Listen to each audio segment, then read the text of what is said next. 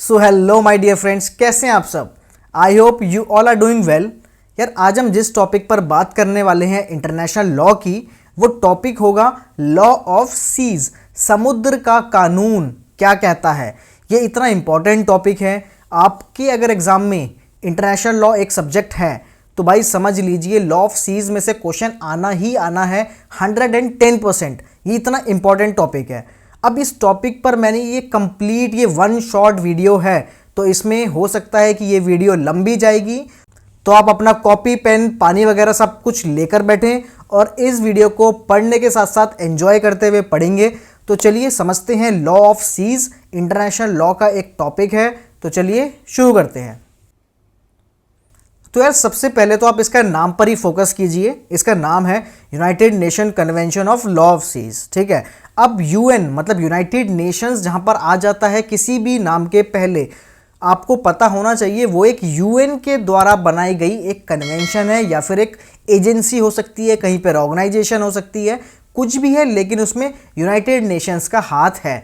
अब United Nations बना था 1945 में, तो ऑब्वियस सी बात है उससे रिलेटेड बाकी चीज़ें उसके बाद में ही आएगी, ठीक है। तो 1945 के बाद की ये चीज़ है। तो आइए अब समझते हैं यूएन क्लॉज है क्या। तो सबसे पहले the United Nation convention of law of seas UNCLOS is an international agreement that governs the use of world's ocean. अब भाई समुद्र कैसे गवर्न हो। आपने ज़मीन पर तो लकीरें खींच दी है कि भैया ये इंडिया है, ये पाकिस्तान है, ये बांग्लादेश है, ये चाइना है, ये रशिया है, लेकिन समुद्र में कैसे खींचोगे। नहीं खींच पाओगे ना, क्योंकि समुद्र को रोकना, पानी को रोकना कभी भी पॉसिबल नहीं होता। आप चाहे कितने डैम बना लीजिए, कितना भी इंफ्रास्ट्रक्चर बना लीजिए, अगर पानी के फ्लो को निकलना है, बहना है, तो वो अपनी जगह फिर बनाएगा, खुद बनाएगा, चाहे आपके इंफ्रास्ट्रक्चर तोड़कर, चाहे एक नया पाथ वो बनाएगा, लेकिन उसको कोई रोक नहीं सकता।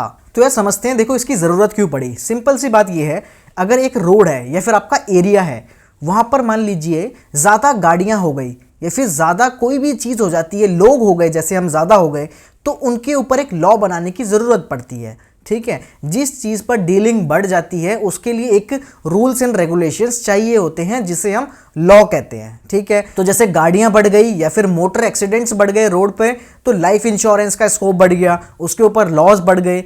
ऐसे ही जब समुद्र में हमने देखा कि कमर्शियल एक्टिविटीज़ बढ़ गई हैं, पर्सनल एक्टिविटीज़ बढ़ गई हैं, तो इसके ऊपर भी लॉ तो चाहिए ना। अब कुछ छोटे कंट्रीज़ हैं, कुछ काफ़ी बड़े डेवलप्ड कंट्रीज़ हैं। अगर हमने सबके लिए खुला छोड़ दिया समुद्र, तो ये तो छोटे कंट्रीज़ को कुछ भी वहाँ से कुछ भी चीज़ करने ही नहीं देंगे। उनका ना इकोनॉमिक एक्टिविटी हो पाएगी, ना ही कमर्शियल एक्टिविटी हो पाएगी। तो इसीलिए हमें कुछ ऐसे लॉज चाहिए जो कि इस चीज़ को गवर्न करें, ठीक है। इसलिए बनाया गया United Nation convention of law of seas. तो इसको हम लॉ ऑफ सीज के नाम से ज़्यादा जानते हैं, ठीक है। I hope this is clear. अब देखिए ये साइन होता है 1982 में, लेकिन केम इनटू फोर्स होता है 1994 में।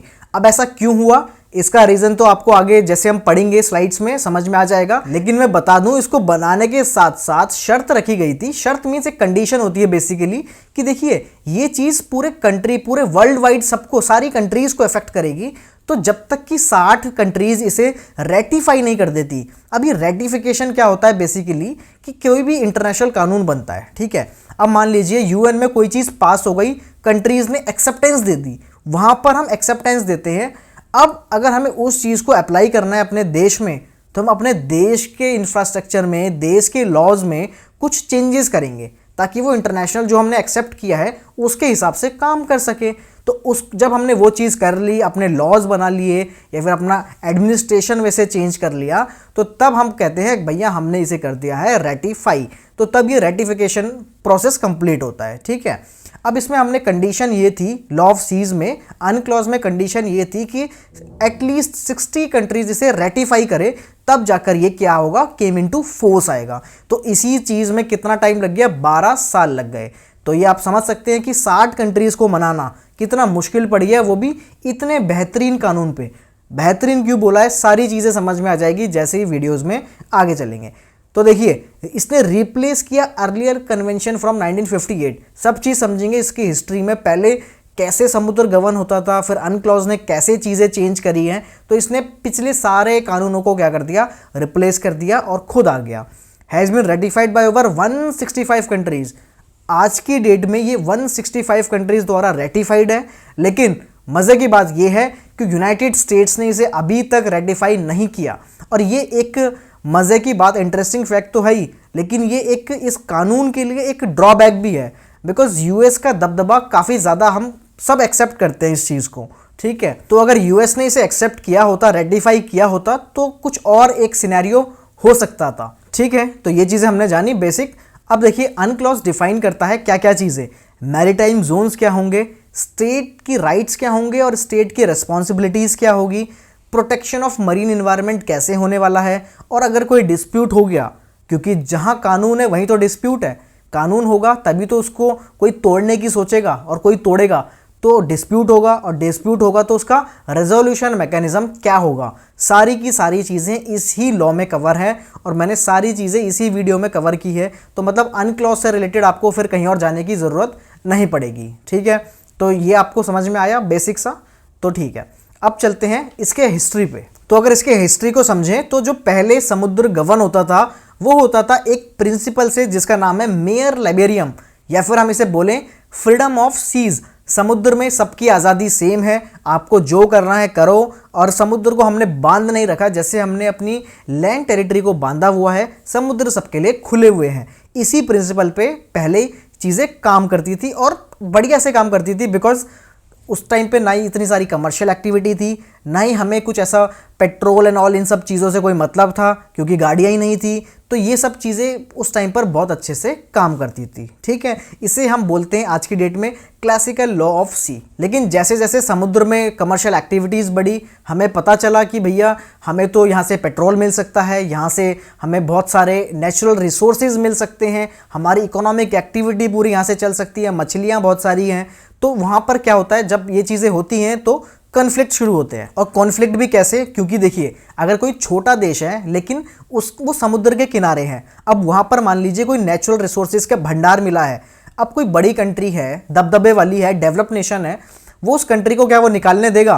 बिल्कुल नहीं। वो अपनी मशीन्स, अपना इंफ्रास्ट्रक्चर लेकर पहले ही पहुँच जाएगा और उसके साथ या तो कुछ डील कर लेगा या तो फिर उसको बिल्कुल ही साइड कर देगा, और वो कंट्री कुछ कर नहीं पाएगी। तो यही होता था, जब जैसे जैसे इसका यूसेज बढ़ा, समुद्र का यूसेज बढ़ा, ऐसे ही चीज़ें शुरू हो गई और इसने कॉन्फ्लिक्ट को जन्म दिया, ठीक है। अब सबने ये सोचा कि देखो जो कोस्टल स्टेट्स हैं, मतलब जो कंट्री जिस समुद्र के आसपास है, उनका कुछ एक स्पेशल राइट होना चाहिए ना वहाँ के आसपास के पानी पर भी।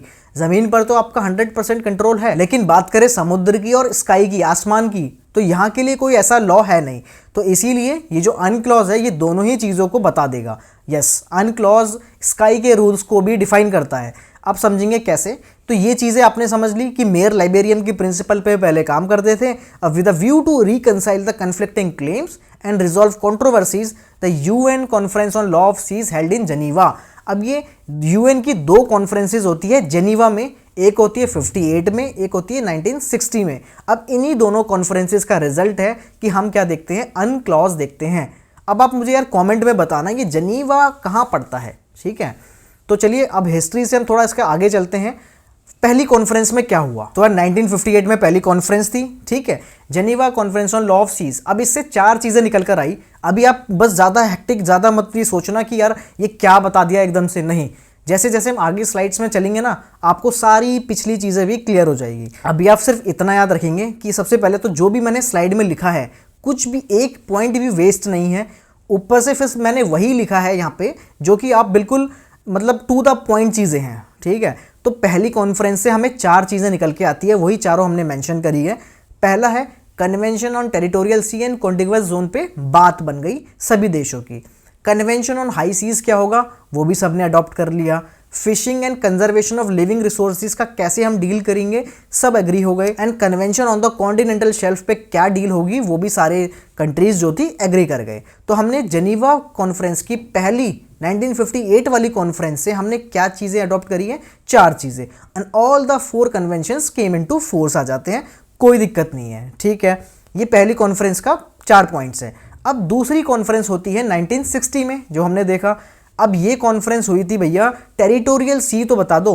अब देखो समझो जरा ध्यान से। अब देखो टेरिटोरियल सी क्या है, बेसिकली मानो किसी कंट्री की लैंड बॉर्डर है, ठीक है। अब लैंड बॉर्डर खत्म हुई, वहां से समुद्र स्टार्ट हो गया, तो क्या जहां से स्टार्टिंग हो रही है वहीं से हम विदेशी और इंटरनेशनल लॉ लगाना शुरू कर दें?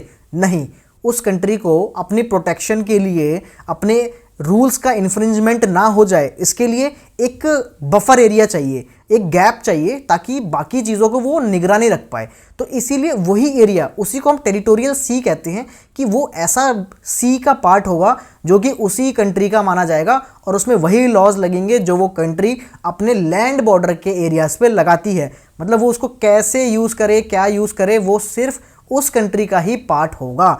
अब पर ये होगा कितना, इसी पे तो बहस थी कि सेकंड कॉन्फ्रेंस में यही तो डील होनी थी कि यार इसको हम कितना फिक्स करें। मतलब नॉटिकल माइल्स में नापते हैं समुद्र में दूरी, ठीक है, पर हम इसको कितना नॉटिकल माइल्स रखें कि सभी लोग एग्री हो जाए और एक ही रीजनेबल लिमिट हो। तो इसी में बात नहीं बनी सेकंड कॉन्फ्रेंस में, ठीक है। अब एक और कॉन्फ्रेंस फिर ऑर्गेनाइज करनी पड़ी, थर्ड कॉन्फ्रेंस होती है। इसका पहला सेशन होता है 1973 में, सीधा 13 साल बाद इसका पहला सेशन होता है। वहाँ पर भी कुछ निष्कर्ष नहीं निकला।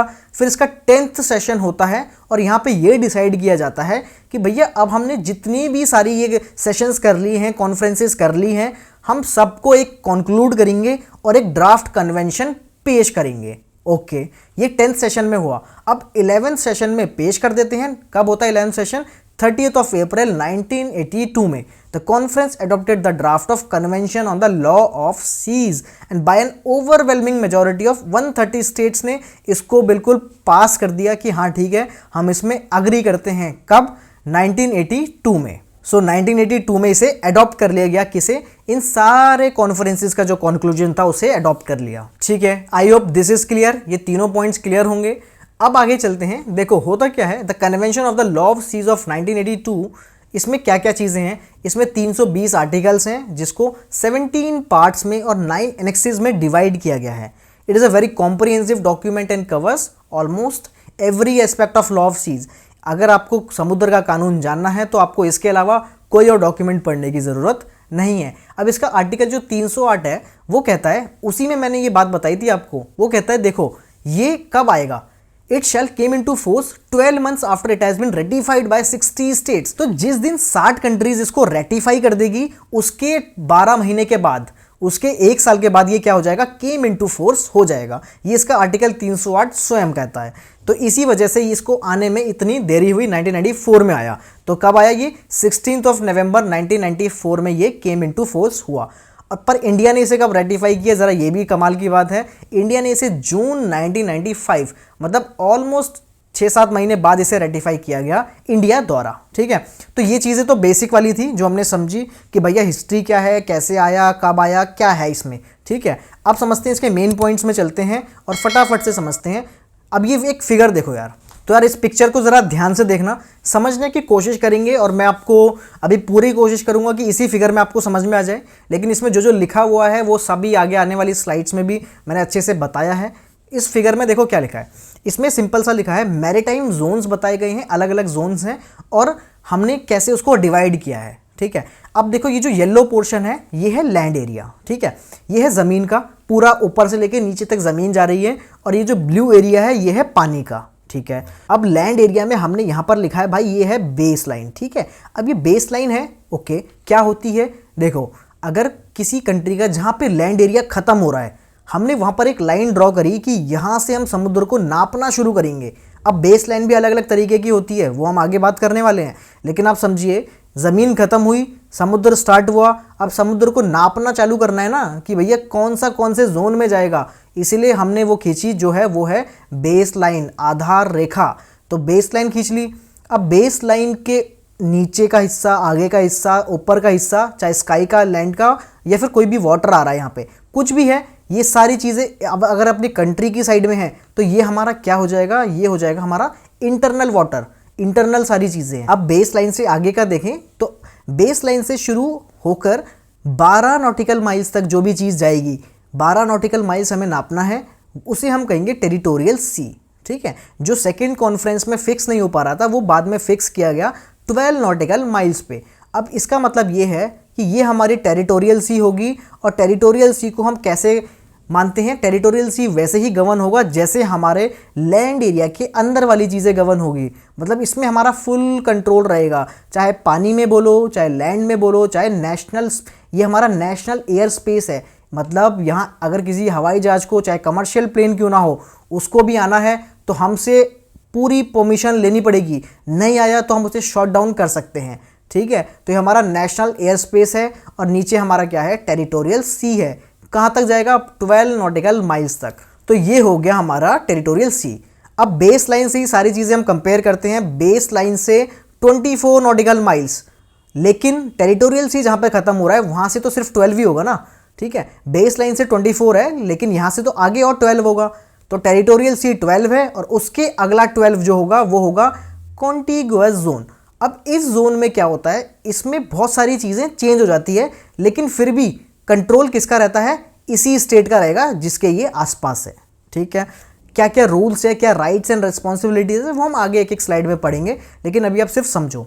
अब इसके ऊपर का जो स्पेस होगा वो इंटरनेशनल एयर स्पेस में आ जाता है, और इसके नीचे का जो लैंड एरिया होता है उसे हम बोलते हैं कॉन्टिनेंटल शेल्फ। अब यहाँ पर बहुत सारी चीज़ें होती हैं, कॉन्टिनेंटल शेल्फ में बहुत सारे रिसोर्सेज होते हैं। तो ये किसका एरिया है, ये भी उसी स्टेट का होगा जिससे हम इसे मेजर करना शुरू कर रहे हैं। ठीक है, तो यहाँ से हमने दो चीज़ें समझी है मेन, बस अभी दो ही चीज़ें समझना। 12 नॉटिकल बेस लाइन से 12 नॉटिकल माइल्स टेरिटोरियल सी, उसके अगले 12 कॉन्टिगुअस जोन। अब बेस लाइन से 200 नॉटिकल माइल्स तक, 200 नॉटिकल माइल्स तक हमारा होगा एक्सक्लूसिव इकोनॉमिक जोन। ठीक है, अब इस जोन में क्या होगा, इस जोन को बनाया गया है इकोनॉमिक पर्पस के लिए, लेकिन ये शुरू हमने कहाँ से मेजर किया है, बेस लाइन से। लेकिन बेस लाइन से 24 तक तो हमारा कॉन्टिगुअस जोन है, तो इसका मतलब है कि इससे आगे का एरिया जो भी बच गया है, और सिर्फ कहाँ तक, 200 नॉटिकल माइल्स तक ये होगा हमारा एक्सक्लूसिव इकोनॉमिक जोन। और 200 से सारा का सारा जो भी आगे है वो होता है हमारा हाई सीज। हाई सीज में किसी भी कंट्री के लॉ नहीं लगते हैं, या फिर बोलेंगे कि ये हाई सीज सभी कंट्रीज के लिए इक्वली खुला हुआ है। चाहे वो कंट्री कहीं दूर बैठी हुई छोटी सी कंट्री, चाहे नेपाल क्यों ना हो, जो कि लैंड लॉक्ड है, जिसके पास अपना समुद्र भी नहीं है, लेकिन वो कहीं हाई सीज में बिल्कुल जा सकता है, उसके अपनी नेवी को लेकर जा सकता है। ऑल्दो नेपाल के पास नेवी नहीं है, लेकिन किसी और कंट्री के पास अपनी नेवी है, वो अपना कुछ भी एक्सप्लोरेशन करना चाहते हैं, साइंटिफिक रिसर्च करना चाहते हैं, वो जा सकते हैं। हाई सीज हमेशा सभी के लिए खुला हुआ है, वहाँ पे कोई किसी के रूल्स नहीं चलते हैं। हाई सी में काफ़ी सारे डिस्प्यूट होते रहते हैं, इसलिए मैंने जो मेन केसेस हैं उसकी मैंने वीडियोस ऑलरेडी बनाई हुई है, तो आप प्लेलिस्ट चेक कर सकते हैं। अभी हमने इस वाली स्लाइड से सिर्फ 4 चीज़ें समझी है, ज़्यादा नहीं, हम ज़्यादा अभी जोर नहीं देंगे। सबसे पहला, बेस लाइन से 12 नॉटिकल माइल्स तक टेरिटोरियल सी है, उसके अगला 12 कॉन्टिगुअस जोन है, उससे आगे सिर्फ 200 नॉटिकल माइल्स तक एक्सक्लूसिव इकोनॉमिक जोन होता है, और इकोनॉमिक जोन से सारा का सारा आगे होता है हाई सीज। सिंपल, ठीक है। अब इस स्लाइड में इतना ही, आगे चलते हैं, अब इनको एक एक करके समझेंगे। तो अब समझते हैं सबसे पहले इंटरनल वाटर क्या होता है। देखो, इंटरनल वाटर चाहे वो हार्बर हो, कोई लेक हो, कोई रिवर हो, या फिर किसी भी और तरीके का पानी हो जो कि हमारे बेस लाइन से लैंड साइड में होता है, land side of the base line. Base line समझ गए, जो हमारा बिल्कुल बॉर्डर है, वहाँ से अंदर की साइड को जो भी चीज़ें हैं वो सब हमारा इंटरनल वाटर है। जैसे कि गंगा नदी बह रही है, हमारे अंदर बह रही है ना, यमुना है, और भी बहुत सारी रिवर्स हैं, तो वो सब कहाँ है, लैंड साइड है। अब लैंड साइड है तो वो हमारा इंटरनल वाटर है, उसको हम क्या करें, कैसे करें, क्या ना करें, सब हमारा काम है। इंटरनेशनल लॉ उसको कोई दखल अंदाजी नहीं कर सकता। एंड इंटरनल वाटर में no right of innocent passage exist in internal water. आप अगर हमारे इंटरनल वाटर में गलती से भी आ गए तो आप ये नहीं कह सकते कि यार मेरे को इनोसेंट पैसेज दे दिया जाए, मतलब मेरे से गलती हुई है, मैं गलती से आ गया। नहीं भाई, आप हमारे ज़मीन पे या फिर हमारे ज़मीन के अंदर के पानी पर कैसे आ गए हो, ये एक क्वेश्चन ऑफ इन्वेस्टिगेशन है और हम इसकी जांच करेंगे, और ये हमारा पूरा का पूरा हमारा इंटरनल इशू है, इंटरनेशनली आप नहीं ले जा सकते हो। तो इंटरनल वाटर मतलब बेस लाइन से सारी अंदर की चीज़ें क्या है, इंटरनल वाटर है। दूसरा आता है इसमें बेस लाइन, समझते हैं। सबसे पहले बेस लाइन 2 तरीके से हम खींच सकते हैं। एक है लो वाटर मार्क, कहीं पे लो वाटर मार्क है तो वहां से हम डिनोट कर लें, जैसे it is a low water mark around the coast of the state. किसी भी स्टेट के किनारे का जो लो वाटर मार्क होगा, सबसे लो वाला जहां पानी होगा, वहां से हमने मेजर करना शुरू कर दिया। यहां से नाप लो भैया 12 नॉटिकल माइल्स तक, ठीक है। या तो फिर हम एक अगर किसी की लाइन, मान लीजिए कोई एक कंट्री है जिसकी जो बॉर्डर है, ज़रूरी थोड़ी है कि जहाँ पे जैसे इंडिया ऐसे एंड होता है ना, वी शेप में एंड होता है। अब वी तो हम ऐसे मैप में बना रहे हैं, हो सकता है वो जो वी की लाइन हो वो ऐसे ऐसे ऐसे ऐसे ऐसे करके लैंड हो, ठीक है। अगर ऐसा हो रहा है तो अगर पहला वो लो वाटर मार्क देखें तो सबसे लो कहाँ जा रहा है, यहाँ पे जा रहा है, तो भैया यहाँ से नापना शुरू कर दो 12 नॉटिकल माइल्स, ओके, क्योंकि ये पानी भी तो आप यूज़ कर रहे हो ना। या फिर अगर ज़्यादा ही इंडेंटेड है, ज़्यादा ही टेढ़ा मेढ़ा है, तो जो सबसे आगे का पोर्शन है ना, कहीं कहीं पे उसे रिलैक्सेशन देते हैं और यहाँ से एक लाइन खींचो बिल्कुल स्ट्रेट। अभी देखो मेरे से तो स्ट्रेट नहीं हुई, तो यहाँ से एक बिल्कुल स्ट्रेट लाइन खींचो और यहाँ से मेजर करना शुरू करो। ये क्या होगा, 12 नॉटिकल माइल्स यहाँ से काउंट करो। तो दो तरीके हैं बेस लाइन के, लो वाटर मार्क या फिर स्ट्रेट बेस लाइन। अब straight base line Anglo Norwegian fisheries case से आया था, जिसके ऊपर मैंने एक वीडियो बना रखी है, काफ़ी इंपॉर्टेंट केस है, आप देख सकते हैं। तो समझ गए बेस लाइन का फंडा क्या है। चलो आगे चलते हैं। तो अब समझते हैं सारी टर्म्स को जो हमने डायग्राम में देखी थी कि अनक्लोज पूरे समुद्र के एरिया को कुछ जोन्स में डिवाइड करता है, ठीक है। सबसे पहला आता है टेरिटोरियल सी, जो कि 12 नॉटिकल माइल्स तक जाता है। इसमें हम फुल सॉवरेनिटी एंजॉय करते हैं, जैसे कि लैंड टेरिटरी में होती है। इसके साथ साथ इनोसेंट पैसेज इसमें अलाउ नहीं होता है। दूसरा है कॉन्टिग्युअस जोन, जो कि अगला 12 नॉटिकल होता है, लेकिन बेस लाइन से 24 तक काउंट होता है, ठीक है। इसमें हमें सारे राइट्स मिलते हैं to control and prevent violation of custom, immigration और पॉल्यूशन लॉज। ये अभी आप मोटा मोटा समझिए, सभी चीज़ें आगे समझेंगे। तो कॉन्टिग्युअस जोन समझ में आ गया। एक्सक्लूसिव इकोनॉमिक जोन जो होता है 200 नॉटिकल माइल्स तक होता है बेस लाइन से। यहाँ पे sovereign rights over natural resources, fishing और ऑयल में किसके राइट्स होंगे, उसी कंट्री के जहाँ से हम ये मेजर कर रहे हैं। और foreign ships and planes can pass freely, लेकिन फॉरेन का कोई शिप है, कोई प्लेन है, उसको पूरा पैसेज फ्रीली मिलेगा, उसके लिए कोई परमिशन, कोई रिक्वायरमेंट नहीं है, ठीक है। ना कॉन्टिनेंटल शेल्फ क्या होता है, ये 200 नॉटिकल माइल से 350 नॉटिकल माइल्स तक जाता है, नीचे नीचे ही। अब इसमें क्या होता है, rights over sea beds and subsoil, not on water और एयर, ठीक है। ये सिर्फ नीचे ज़मीन के नीचे का एरिया है, यहाँ पे सी बेड एंड सबसॉइल के राइट्स मिलते हैं हमें। 200 से 350 तक जाता है ये, मतलब ये एक, अगर किसी कंट्री के पास इतना स्पेस है आगे तक तो 350 तक एक्सटेंड होगा, अदरवाइज 200 जहाँ पर एक्सक्लूसिव इकोनॉमिक जोन खत्म हो रहा है वहाँ पर ये भी खत्म हो जाएगा, ठीक है। एंड लास्ट में आता है हाई सीज, जो सबसे इंपॉर्टेंट चीज़ है इसमें, वो होता है बियॉन्ड नेशनल जुरिस्डिक्शन। यहाँ पर हमारा कोई लॉ नहीं लगेगा, ये ओपन टू ऑल स्टेट्स है और ये इंटरनेशनल लॉ से गवर्न होता है, ठीक है। ये सारी चीज़ें हमने अभी समझ ली है, ओवरव्यू ले लिया है। अब चलते हैं इसमें आगे और समझते हैं टेरिटोरियल सी। तो यार टेरिटोरियल सी क्या होता है समझते हैं। तो देखो टेरिटोरियल सी, मैरीटाइम बेल्ट और टेरिटोरियल सी, इसे मैरीटाइम बेल्ट भी बोलते हैं।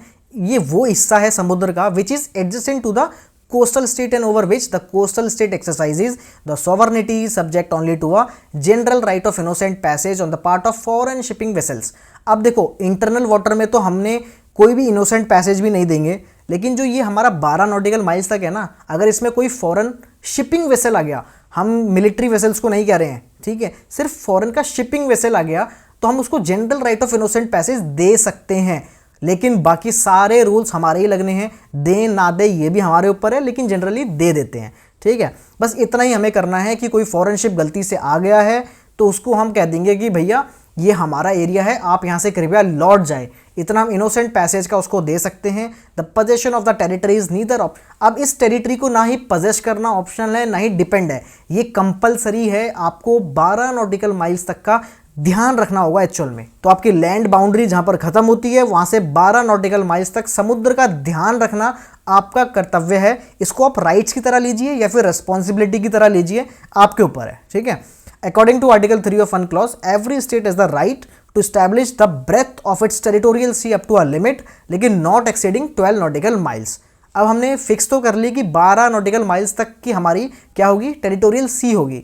लेकिन मान लीजिए, देखो एक एग्जांपल ऐसा हो सकता है कि जैसे एक कंट्री है, ये रही इसका लैंड बॉर्डर, ठीक है, यहाँ पर ये पूरा सी है, ये पूरा सी है इधर। अब यहाँ पे कोई दूसरी कंट्री शुरू हो रही है यहाँ से। अब यहाँ से इसने तो अपना 12 नॉटिकल माइल्स ले लिया, ठीक है, इसने 12 ले लिया, लेकिन इसका जब 12 आया ना तो वो इसमें इन्फ्रिंज हो रहा है। मान लो ये दोनों इतने पास पास है कि क्योंकि ऐसा कई सामने ऐसा डिस्प्यूट है, तो अब क्या होगा, तो यहाँ पर इंटरनेशनल लॉ इसका आर्टिकल 3 कहता है कि देखो भाई, हमने बोला है कि आपका जो टेरिटोरियल सी है नॉट एक्सीडिंग 12 से ज़्यादा नहीं हो सकता, लेकिन 12 से कम ज़रूर हो सकता है। जहाँ पर अगर आपका ऐसा इशू है तो आप इस पूरे समुद्र को कैलकुलेट कर लो और इसको इक्वली बांट लो।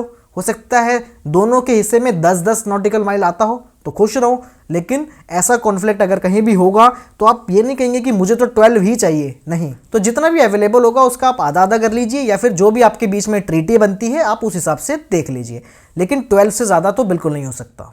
ठीक है भाई, टेरिटोरियल सी हो गया। अब चलते हैं इसमें आगे। तो यार इसमें राइट्स एंड रिस्पॉन्सिबिलिटीज अब देख लेते हैं। देखो, rights of coastal state, coastal मतलब जिसकी हम बात कर रहे हैं, जहां से हम काउंट कर रहे हैं, ठीक है। कोस्टल स्टेट एक्सरसाइज करेगा full sovereignty not only over the territorial water but also over the air space above the territorial sea as well as to its sea beds and subsoil. Territorial water है तो ऊपर नीचे आगे पीछे सारा का सारा हिस्सा किसका होने वाला है? कोस्टल स्टेट का होने वाला है। Second thing is coastal state has extensive power of control relating to security and custom। सारी की सारी सिक्योरिटी वही देखेगा। फॉरेन नेशनल को एक्सक्लूड कर सकता है, फॉरेन वेसल को नहीं आने दे सकता है, फिशिंग के लिए मना कर सकता है। मतलब सारे के सारे राइट्स किसके होंगे? कोस्टल स्टेट के होंगे टेरिटोरियल सी में, ठीक है। अब राइट्स ऑफ अदर स्टेट्स देखें तो इनको सिर्फ इतना राइट मिलेगा कि राइट ऑफ इनोसेंट पैसेज ये क्लेम कर सकते हैं कि भैया हमें इनोसेंट पैसेज दे दिया जाए, हम गलती से आ गए हैं, बस, इसके अलावा कुछ नहीं। अब इंडिया की पोजीशन भी हम साथ साथ देखते हुए चलेंगे। Indian position with respect to right of innocent passage same है जो कि इस कन्वेंशन में दी गई है। हमने अपना अलग से लॉ पास किया, मैंने बोला ना हम अलग से लॉ पास करेंगे, उसका पूरा सेटअप बनाएंगे, तब वो रेटिफिकेशन कहलाएगा। तो हमने इंडियन मैरीटाइम जोन्स एक्ट 1976 में बताया कि भैया जो हमारा स्टैंड है वो भी सेम है, जो कि किसके रिलेट करता है? अपने अनक्लॉज से रिलेट करता है, ठीक है। तो अगर आप बात करें इनोसेंट पैसेज की, वॉरशिप्स की, तो जो हमारा लॉ है वो क्या कहता है कि देखो आपको अगर इंडियन टेरिटोरियल वाटर में आना है, हो सकता है कि हमने बुलाया या फिर आपको कहीं जाना है या फिर आपको फ्यूल फिल करवाना है, तो आपको प्रायर नोटिस देना होगा। किसको? सेंट्रल गवर्नमेंट को आपको प्रायर नोटिस देना पड़ेगा, ठीक है। I hope this is clear. तो ये है हमारा किसका? टेरिटोरियल वाटर के राइट्स एंड हमारी रिस्पॉन्सिबिलिटीज, ठीक है। अब इसमें आगे चलते हैं। अब समझते हैं द कॉन्टिग्युअस जोन को। ओके, सो कॉन्टिग्युअस जोन कहता है contiguous zone is that part of the sea which is beyond and adjacent to the territorial water, जो कि हमें पता है कि ये आगे का 12 होता है और बेस लाइन से 24 इसे हम काउंट करते हैं। The concept of contiguous zone develop due to inability of coastal states to ensure effective protection to all its interest due to limited breadth. अब देखिए, जैसे इंडिया है, चाइना है, हमारे पास भर भर के समुद्र है, मतलब दूर दूर तक है। अब हो सकता है कि सिर्फ 12 नॉटिकल माइल से हमारे लिए मतलब ये एनफ ना हो, चाहे हम फिशिंग के पर्पस से देखें, चाहे हम किसी और पर्पस से देखें, चाहे सिक्योरिटी पर्पस से देखें। तो इसीलिए ये कॉन्टिग्युअस जोन का ये कि इसमें प्रोविजन था कि देखो जिस कंट्री के पास बहुत सारा स्पेस है आगे सी में, तो वो क्या करेंगे कि आगे तक ये एक्सटेंड हो सकता है फर्दर 12, लेकिन यहाँ पर आपके कुछ राइट्स कम हो जाएंगे। अब समझते हैं वो क्या है। सबसे पहले आर्टिकल 33 कहता है अनक्लॉज का कि भैया ये जाता है आपका 12 नॉटिकल माइल्स तक फ्रॉम द बेस लाइन, ठीक है। In this zone the coastal state may exercise control to prevent the infringement of its. किस किस चीज़ों के लिए हम कंट्रोल कर सकते हैं? कस्टम को लेकर, फिस्कल पॉलिसीज़ को लेकर, इमिग्रेशन को लेकर, सैनिटरी रेगुलेशन करना है तो हम करेंगे। अगर किसी को पनिश करना है इन लॉस के इन्फ्रिंजमेंट के लिए तो वो भी कौन करेगा? कोस्टल स्टेट करेगा। और अंडर द 1958 के सिस्टम में the contiguous zone was part of the high seas, लेकिन 1982 में जो बनाया गया उसको इसमें एक्सक्लूसिव इकोनॉमिक जोन का पार्ट बनाया गया। ये बहुत अच्छी लाइन है, अगर आप याद रखेंगे कहीं यूज़ करेंगे तो शायद अच्छा होगा। जो 1958 में पहले जो कन्वेंशन था ना, उसमें कॉन्टिग्युअस जोन जो रखा गया था वो हाई सीज का पार्ट रखा गया था कि भैया कॉन्टिग्युअस जोन में भी हाई सीज की तरह लॉज लगेंगे, मतलब किसी के लॉज नहीं लगेंगे। लेकिन बाद में जब 1982 में फाइनली ये आया तो उसमें इसे एक्सक्लूसिव इकोनॉमिक जोन बना दिया गया, जो कि ज़्यादा राइट देता है कोस्टल स्टेट को कि आप देखिए व्यापार कैसे होगा, इमिग्रेशन कैसे होगा, कस्टम क्या लगेगा, सैनिटरी रेगुलेशन आपको करना है तो आप कीजिए, और कोई इस लॉ को तोड़ता है तो आप इसे पनिश भी कीजिए, सिंपल। तो ये हो गया कॉन्टिग्युअस जोन, ठीक है। अब इसमें आगे चलते हैं और समझते हैं इसके बारे में कि इंडिया की पोजीशन क्या है। तो देखो भाई, अंडर सेक्शन 5, अब हमारा जो लॉ है उसके सेक्शन 5 में India also appears to the 24 nautical miles rule and in contradistinction to the 1982 convention, security of the state is enumerated as one of the area where India may exercise control। बहुत अच्छा लिखा हुआ है कि India भी मतलब same मानता है कि हाँ 24 नॉटिकल माइल्स तक होगा।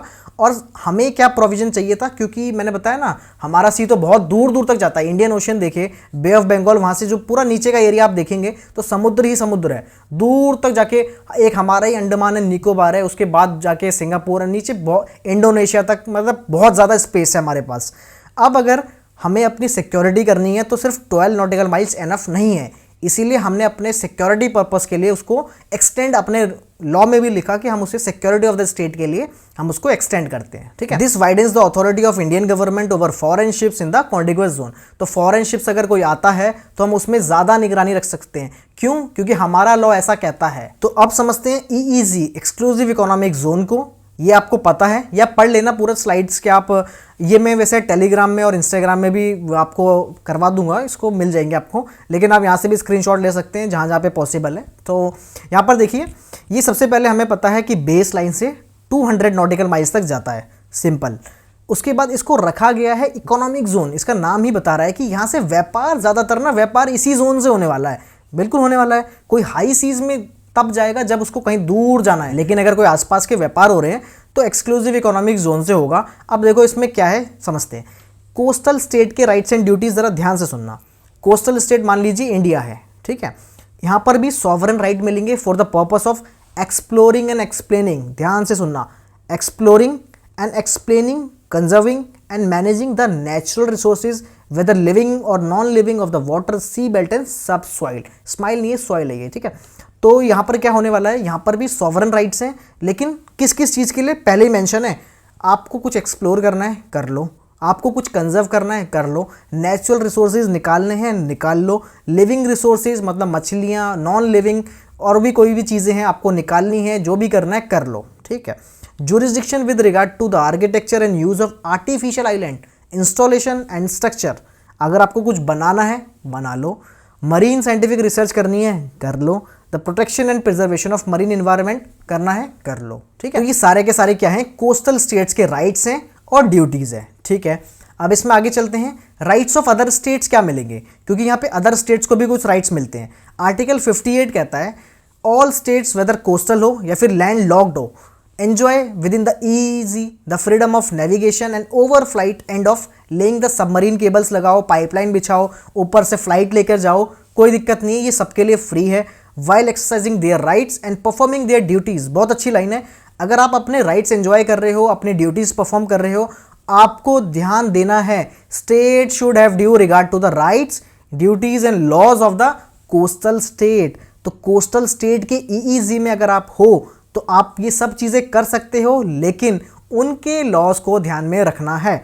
अगर मान लीजिए इंडिया ने लॉ बनाया कि EEZ के ऊपर से कोई फ्लाइट ले जाएगा तब भी परमिशन चाहिए, तो भाई चाहिए, बिल्कुल चाहिए, ठीक है। तो इंडिया की पोजीशन क्या है साथ के साथ समझ लेते हैं। हमारा सेक्शन 7 कहता है the limit of may be altered after having regard to international limits of EEZ by notification in the official gazette. ये कहता है ठीक है, आपने 200 नॉटिकल माइल्स की लिमिट दी है, लेकिन अगर हमें चेंज करनी होगी तो हम अपने ऑफिशियल नोटिफिकेशन से उसे चेंज कर सकते हैं, और इसमें दोनों ही हाउसेस के, पार्लियामेंट के जो दोनों हाउसेस हैं उनकी रिक्वायरमेंट होगी, ठीक है। तो ये हमने समझा EEZ। अब चलते हैं द कॉन्टिनेंटल शेल्फ पे। तो यार कॉन्टिनेंटल शेल्फ वो पोर्शन है जो कि समुद्र में नहीं है, लेकिन समुद्र के नीचे है, beneath द सी है। क्यों चाहिए? क्योंकि नेचुरल रिसोर्सेज पानी से थोड़ी आएंगे, वो तो जो समुद्र के नीचे का लैंड एरिया है वहाँ से आएंगे। तो it is mainly related with the exploration of natural resources from the sea adjacent to the territorial sea, ठीक है। अब इसकी डेफिनेशन दी है आर्टिकल 76 में। कॉन्टिनेंटल शेल्फ में क्या क्या आता है? सी बेड एंड सब soil of the marine areas that x tends beyond a coastal states territorial सी। हमारे कोस्टल स्टेट का जो टेरिटोरियल सी है वहाँ खत्म हो गया, उसके बाद से जो नीचे का एरिया है वो सारा का सारा क्या होगा? कॉन्टिनेंटल शेल्फ में आता है, ठीक है। अभी एक बार उस पिक्चर में दोबारा चलेंगे तो ये पढ़ने के बाद आपको सब चीज़ें क्लियर हो जाएगी। The outer as of the continental margin इसमें आता है, और 200 nautical miles from the base line if the continental margin does not extend that far. 200 nautical mile से ये जाता है सीधा 350 तक जा सकता है, अगर किसी कंट्री का परमिसिबल है तो, ठीक है, एरिया है तो जा सकता है, कोई दिक्कत नहीं है। तो ये बात हो गई कॉन्टिनेंटल शेल्फ की। अब इसमें समझते हैं एक्सटेंडेड शेल्फ क्या है। If the geological margin extends further state can claim up to 350 nautical mile, जो मैंने बताया 100 नॉटिकल माइल्स बियॉन्ड 200 मतलब इसमें कंडीशन है, या तो 350 तक एक्सटेंड कर सकते हो या फिर 100 नॉटिकल माइल्स कर सकते हो बियॉन्ड 2500 मीटर आईसो बात। ये थोड़ा टेक्निकल हो जाता है, तो अगर आपको कहीं पे इसे नोट करना है तो आप नोट कर सकते हैं। बाकी आप ये समझिए कि 200 से लेके 350 तक जनरली ये जाता है, और सबसे ज़्यादा जो सटीक है वो 200 है। 200 की लिमिट वो फिक्स है, ठीक है। तो ये चीज़, तो इंडिया की पोजीशन क्या है ये हमें पता होना चाहिए। तो इंडिया की जो पोजीशन है वो है कि 200 नॉटिकल माइल्स तक हमारा जाता है in the Arabian Sea and the Bay of Bengal में हम अपना एक्सटेंड कर सकते हैं, क्योंकि मैंने बताया ना हमारे पास बहुत अपार समुद्र है वहाँ पे, तो हम 200 नॉटिकल माइल्स के बाद भी अपना इसे एक्सटेंड कर सकते हैं, ये हमारे लॉ में लिखा है। अब डिस्प्यूट इसी में होते हैं ऑफ, क्योंकि सबको नेचुरल रिसोर्सेज चाहिए, तो ये सबसे ज़्यादा इशू होता है साउथ चाइना सी में। अब देखो साउथ चाइना सी मतलब समुद्र के नाम में चाइना आ रहा है, इसका ये मतलब नहीं है कि चाइना का है, लेकिन चाइना यही समझता है कि ये चाइना का ही पूरा का पूरा समुद्र है। अगर ऐसे हम समझने लगे तो इंडियन ओशन पूरा इंडिया का हो जाएगा, और शायद चाइना को भी इससे काफ़ी ज़्यादा दिक्कत होगी, क्योंकि अगर पूरा हमारा है तो हम तो वहाँ पूरा ट्रेड ब्लॉकेड कर देंगे, ठीक है, किसी को आने जाने नहीं देंगे, या फिर टोल लगा देंगे। जो जिस काम में हम एक्सपर्ट है टोल लगाने में, तो वहाँ पर भी हम एक टोल लगा सकते हैं, और इस हिसाब से तो फिर सारी कंट्रीज़ को दिक्कत हो जाएगी। तो इस नाम की वजह से तो साउथ चाइना सी में काफ़ी कॉन्फ्लिक्ट है। 9 डैश लाइन चाइना एक अलग से एक कॉन्सेप्ट लेकर आया है, वो बिल्कुल अलग चीज़ है। कभी अगर आप बोलेंगे कमेंट में बना दूंगा वीडियो। लेकिन यहाँ पे डिस्प्यूट क्या होता है, often arises where continental shelfs of neighbouring countries overlaps. जहाँ पर अगर ओवरलैप्स हो गए, मैंने बताया था ना आपको पहले, अगर किसी का 12 नॉटिकल माइल्स दूसरे के 12 नॉटिकल माइल्स में घुस जाएगा तो वो क्या होगा, तो वहाँ पर वो क्या करेंगे, या तो भैया लड़ेंगे, केस करेंगे, इंटरनेशनल कोर्ट ऑफ जस्टिस जाएंगे, या फिर सिंपली अगर समझदार होंगे तो इक्वली बांट लेंगे, जो कि कोर्ट ने एक जजमेंट में बोला भी है, ठीक है। अब ऐसे ही अगर नीचे का इशू हो गया, ये तो पानी का था, लेकिन मान लीजिए किसी के नीचे का 200 nautical miles and 200 nautical miles किसी का टकराने लगा, तो यहाँ पर भी क्या होगा, यहाँ पर भी इशू हो जाएगा, भैया नेचुरल रिसोर्सेज मेरे हैं या फिर तेरे हैं। तो वो भी डिस्प्यूट, ये काफ़ी सारे होते हैं। डिस्प्यूट में क्या करना है वो भी समझेंगे, तो ये आपने समझ लिया ना, ठीक है। अब चलते हैं राइट्स ऑफ कोस्टल स्टेट पे, कि कोस्टल स्टेट के यहाँ पर क्या राइट्स होते हैं। 77 नंबर का आर्टिकल इसको डिफाइन करता है। ये कहता है देखो, sovereign rights for the purpose of exploring and exploiting natural resources, चाहे हमें मिनरल्स चाहिए, ऑयल एंड गैस चाहिए, लिविंग ऑर्गेनिज्म चाहिए, सब हमारे हैं कहाँ पर, इस कॉन्टिनेंटल शेल्फ पे। तो ये राइट्स एक्सक्लूसिव है। इसका मतलब ये है, अगर मान लीजिए कोस्टल स्टेट हम एक्सप्लोर नहीं कर रहे हैं, तो इसका ये मतलब बिल्कुल नहीं है कि कोई दूसरी कंट्री आएगी, एक्सप्लोर करेगी, बिना हमारी परमिशन के और चले जाएगी, नहीं। Coastal state may construct and maintain installation and other devices necessary for exploration on continental shelf and is entitled to establish safety zone बना सकते हैं हम यहाँ पे, ठीक है, around such installation to a limit of 500 metre. 500 metre की limit के अंदर अंदर हम क्या बना सकते हैं, कुछ सेफ्टी इंस्टॉलेशन भी बना सकते हैं, ठीक है। तो ये राइट्स ऑफ कोस्टल स्टेट है, आर्टिकल 77 में ये दिया हुआ है यूएन क्लॉज के, तो ये अभी आप देख सकते हैं। इसके बाद चलते हैं ड्यूटीज़ क्या है। भैया जहाँ राइट्स होते हैं वहाँ ड्यूटीज़ भी होती हैं। तो ड्यूटीज़ ये हैं, where the continental shelf extend 200, अगर मान लीजिए हमने 200 से एक्सटेंड किया, coastal state must make payment होगी इसकी, बिल्कुल पेमेंट होगी। क्यों पेमेंट जाएगी, बाकी कंट्रीज़ को। अभी ज़रा ध्यान से सुनना, ऐसे नहीं है फ्री में कुछ नहीं है, 200 तक फ्री है जो हमने बनाया है इंटरनेशनल लॉ में, लेकिन अगर आपको आगे चाहिए तो आप क्या करोगे, पेमेंट करोगे एंड कंट्रीब्यूशन करोगे, इन काइंड भी कर सकते हो, in respect of exploration of the non living resources of the continental shelf beyond the nautical miles limit. अब ये पेमेंट कहाँ जाने वाली है, इंटरनेशनल सीबेड अथॉरिटी को जाएगी ये पेमेंट, ठीक है, इंटरनेशनल सीबेड अथॉरिटी को ये पेमेंट जाएगी, और which shall distribute among them. अब इसका पैसा कहाँ जाएगा, सब में बटेगा on the basis of equitable sharing criteria, जिसका जितना शेयर होगा उसको उतना पैसा मिलेगा। कहाँ से, जो उस कंट्री ने दिया है, जो अपना सीबेड एक्सटेंड करता है, ठीक है। तो ये बहुत इंपॉर्टेंट ये है इसकी ड्यूटीज़, ये आप स्टार बना लेना, मेरे से तो बहुत बेकार ही स्टार बनाए, ठीक है। तो ड्यूटीज़ ऑफ कोस्टल स्टेट हमने जान लिया। अब इसमें हम आगे चलते हैं और समझते हैं इंडिया की पोजीशन क्या है, भैया हम कहाँ पर स्टैंड करते हैं, ठीक है। अब इसको मैं थोड़ा नीचे कर देता हूँ। तो हमारा section 6 Indian maritime zones act का कहता है, Indian definition of continental shelf is substantially same है, क्योंकि हमारा लॉ ही मतलब 95% बिल्कुल सेम है, हमने उसी का देख के बनाया, क्योंकि फिर कॉन्फ्लिक्ट नहीं चाहिए ना हमें। Except that this act indicates some illustrative examples of India sovereign rights over the continental shelf. अब राइट ऑफ एक्सप्लोरेशन हो, एक्सप्लॉयटेशन, कंजर्वेशन, मैनेजमेंट सब सेम है, साइंटिफिक रिसर्च का सेम है, इक्वी डिस्टेंस प्रिंसिपल भी हम मानते हैं, मरीन इन्वायरमेंट, कंट्रोल पोल्यूशन, सब कुछ हमारा बिल्कुल सेम है। आप इसको रीड कर सकते हैं, ठीक है। अब हम चलते हैं इसमें हाई सीज पे, बहुत इंपॉर्टेंट टॉपिक आ गया हाई सीज। अब देखो, हाई सीज समुद्र का वो पार्ट है जो कि सभी की नेशनल ज्यूरिसडिक्शन से बाहर है, किसी भी एक कंट्री के कंट्रोल में नहीं है। तो आर्टिकल 86 इसको डिफाइन करता है कि it explains the concept of high seas आएगा यहाँ पे, as of all the part of the sea that are not included in EEZ. जो एक्सक्लूसिव इकोनॉमिक जोन तक जो पार्ट नहीं आया है वो सारा का सारा क्या है, हाई सीज है, हाई सीज। ईईजी कहाँ तक है भाई, 200 तक है, 200 के बाद क्या है, सारा का सारा हाई सीज है, ठीक है। इसके बाद इसमें राइट्स क्या होते हैं, rights available under high seas. इसमें जो राइट्स हैं सिर्फ क्या मिलेंगे, आर्टिकल 87 इसको डिफाइन करता है। ये कहता है देखो, यहाँ सबके राइट्स सेम है, are open to all state whether coastal हो, लैंडलॉक्ड हो। अगर नेपाल को भी कहीं जाना है, ठीक है ना, नेपाल को भी अगर हाई सीज में जाना है, वो भी किसी की परमिशन नहीं लेगा। ऑल्दो नेपाल के पास अपना समुद्र नहीं है, लेकिन ऐसा नहीं है कि हाई सीज सबका है, चाहे कोई लैंडलॉक्ड कंट्री हो, चाहे कितनी भी बड़ी कंट्री, चाहे यूएस हो, रशिया हो, इंडिया हो, चाइना हो, कोई भी कंट्री हो, ठीक है। तो यहाँ पर क्या क्या राइट्स मिलते हैं, freedom of navigation, freedom of overflight, freedom to play submarine cables and pipelines. यहाँ पर हम सबमरीन केबल्स एंड पाइपलाइंस भी बिछा सकते हैं, कोई भी कंट्री, ठीक है। जैसे इंटरनेट की केबल्स कहाँ से जाती है, पता है ना आपको, सी से ही, समुद्र से ही होकर हमें इंटरनेट मिल रहा है। क्योंकि एक कंट्री, अगर हम इंडिया में बैठे बैठे यूएस का डेटा एक्सेस कर सकते हैं, कनाडा का कर सकते हैं, यूके का कर सकते हैं, तो कैसे, कुछ तो कनेक्शन होगा ना। तो सैटेलाइट का कोई कनेक्शन नहीं है, तारे बिछी हुई है भाई समुद्र के नीचे। तो ये सब चीज़ें कहाँ से होती है, हाई सीज से जाती हैं। Freedom to construct artificial island बनाना है किसी को, बनाओ, कोई दिक्कत नहीं है। फिशिंग करनी है, करो। साइंटिफिक रिसर्च करनी है, करो। तो ये सब चीज़ें सभी के लिए अवेलेबल है। आर्टिकल 87 बहुत इंपॉर्टेंट है, इसे याद रख लेना, ठीक है। तो ये है हमारा rights available under high seas, ठीक है।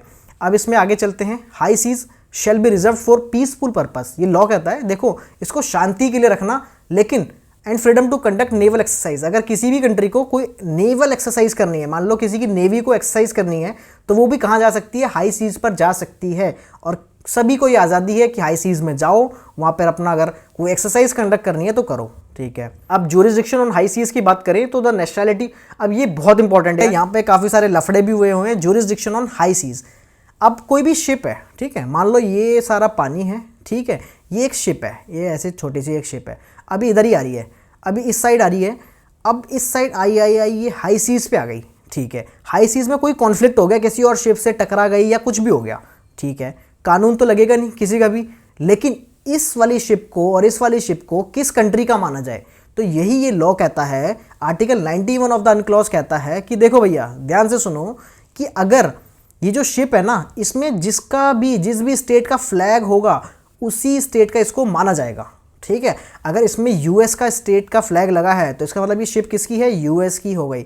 इसमें अगर इंडिया का लगा तो ये इंडिया की हो गई, सिंपल सी बात है। लेकिन इसी में यह भी कहा गया है कि इसमें ना एक जेन्युइन लिंक होना चाहिए। ऐसा नहीं है, मान लो कोई छोटी कंट्री की शिप है, अब उसने देखा भाई कॉन्फ्लिक्ट हो गया या फिर कॉन्फ्लिक्ट होने वाला है या फिर आगे कोई इशू है, हमारे साथ कोई गड़बड़ है, तो इन्होंने अपना फ्लैग हटा लिया और किसी बड़ी कंट्री का लगा लिया। तो ऐसे जालसाज होते हैं ना लोग। सोमालिया जैसी कंट्रीज़, मतलब वो तो चलो लुटेरों की कंट्री है, तो वहाँ पे तो ये एक प्रोफेशन माना जाता है वैसे जहाज़ों को लूटना, तो उसकी हम बात नहीं कर रहे हैं। लेकिन कोई भी छोटी कंट्री है, वो बड़ी कंट्री का फ्लैग लगा देगी, तो क्या उसको उसी का मान लिया जाएगा आगे के लिए? बिल्कुल नहीं। इसके लिए एक क्या होना चाहिए, जेन्युइन लिंक होना चाहिए। तो ये कहाँ बोला गया है, ये केस में भी बोला गया था, और ये article 91 of the UNCLOS also is to place that there must be a genuine link between the state and the ship. बहुत इंपॉर्टेंट क्वेश्चन है, इसके केस लॉज की मैंने वीडियो बनाई हुई है, देख लेना प्लेलिस्ट में जाके इसके बाद, ठीक है। अब डिस्प्यूट रेजोल्यूशन मैकेनिज्म देख लेते हैं एक बार फटाफट से। डिस्प्यूट अंडर अनक्लॉज अगर कुछ भी होता है तो वो कैसे सॉल्व होगा? या तो आप भैया समझदार हैं, international tribunal for the law of seas एक बना हुआ है, आप वहाँ जाइए, या फिर आप ICJ में जाइए अगर आप नहीं समझते। सो अगर आप ट्रिब्यूनल जाना चाहे तो आप ट्रिब्यूनल जा सकते हैं। अगर आप स्पेशल आर्बिट्रेशन के क्लॉजेस को यूज़ करना चाहे तो वो भी कर सकते हैं। These bodies handle disputes over boundary delimitation, resource rights, environmental harms and more. ये सारी की सारी ऑर्गेनाइजेशन इसी के तहत बनाई गई हैं। अब आपको अपने हिसाब से चूज़ करनी है आपको कहाँ जाना है। ज़रूरी नहीं है हर कोई ICJ पहुँचे, बहुत सारी चीज़ें ट्रिब्यूनल्स में ही सेटल हो जाती है, ठीक है। तो जैसे इसका एक एग्जांपल भी लिखा हुआ है, साउथ चाइना सी का एक डिस्प्यूट था, तो ये आर्बिट्रेशन में सेटल हुआ बेसिकली, फिलीपींस वर्सेस चाइना, ठीक है। The tribunal ruled in favour of the Philippines under अनक्लॉज, rejecting China's 9 dash line. मैंने बताया ना आपको, 9 डैश लाइन का एक क्लेम करता है। चाइना एक आर्टिफिशियल ऐसे 9 डैश बनाता है, ठीक है, ये ऐसे ऐसे करके 9 डैश बनाता है। कहता है कि देखो भैया मेरी जो टेरिटरी है ना वो यहाँ तक एक्सटेंड होती है। अब मैं यहाँ से काउंट करूँगा अपना टेरिटोरियल सी, कॉन्टिगुअस जोन, और इसमें भैया फिलीपींस के राइट्स पीछे रह जाते हैं। तो ये इशू हुआ और यहाँ पर ये गया और फाइनली किसकी जीत हुई? फिलीपींस की हुई। लेकिन अगर प्रैक्टिकली देखें तो भैया चाइना को एक्चुअल में अभी कोई रोकने वाला ऐसा है नहीं, ठीक है। तो फिलीपींस ऑल्दो प्रैक्टिकली मतलब वो कागज़ में तो जीत गया, लेकिन प्रैक्टिकल में फिलीपींस अभी कितना वो उसका पोर्शन ले पाता है नहीं, बस उसके पास कागज़ है कि देखो भैया जजमेंट मेरे फेवर में है, सिंपल। तो अभी आप हम जजमेंट पे ही बात करेंगे, प्रैक्टिकल क्या होता है उस पर नहीं जा रहे हैं।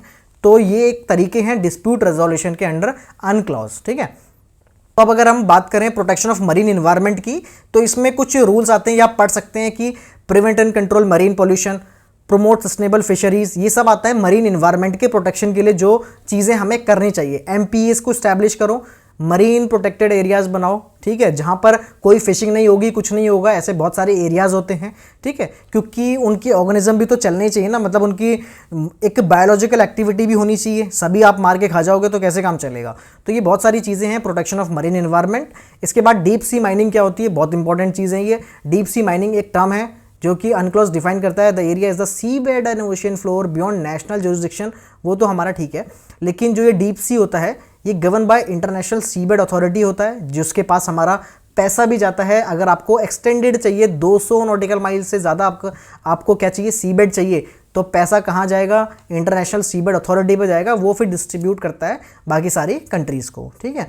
तो ये है deep sea mining and area के लिए काम करता है कौन? International sea bed authority. ये आप पढ़ सकते हैं इसमें से। इसके बाद है अनक्लॉज टुडे एंड क्रिटिसिज्म। ये बहुत अच्छी चीज़ है, ये आप लिख सकते हैं कि भैया अनक्लॉज को आज की डेट में क्या चैलेंजेस फेस करने पड़ रहे हैं और क्या क्रिटिसिज्म मिलते हैं।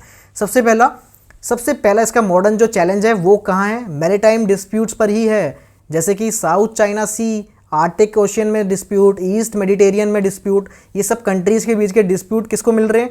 अनक्लॉज को सॉल्व करने पड़ते हैं। क्लाइमेट चेंज हो रहा है, सी लेवल बढ़ रहा है, भैया सी लेवल बढ़ेगा तो क्या होगा? अपनी जो कोस्ट लाइन है वो शिफ्ट हो जाएंगी ना, तो वो क्या इशू आएगा? अनक्लॉज के पास आएगा।